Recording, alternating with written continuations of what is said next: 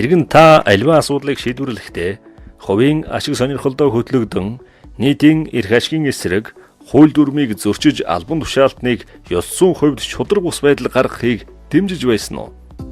За эмчээ. Хагалгаагаа амжилттай сайн хийгээд өгөөрэй. Энэ бидний сэтгэлийн дэм юм байна. Ягч чинь даруй үстэй. Хуулийг нөгөө ганцхан ажилд оруулаад өчөж.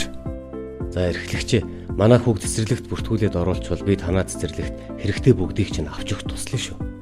Баа нөгөө тендер чинь зарлалтаар усан шүү. Материал аваад хүрээд ирээ. Мэдээж бас тоолтгоо зохицуулсан байгаа үстэй.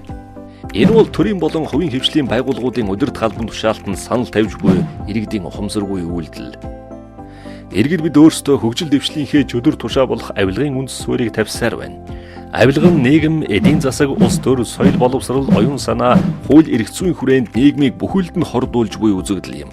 Хэрвээ иргэн та авилгын эсрэг хатуу чанд баяр суурьтай байж, авилга өгөхгүй, авахгүй гэсэн дүрмийг сахиваас бидний үр хүүхэд эрүүл нийгэмд ажиллаж амьдрах эхлэл болно.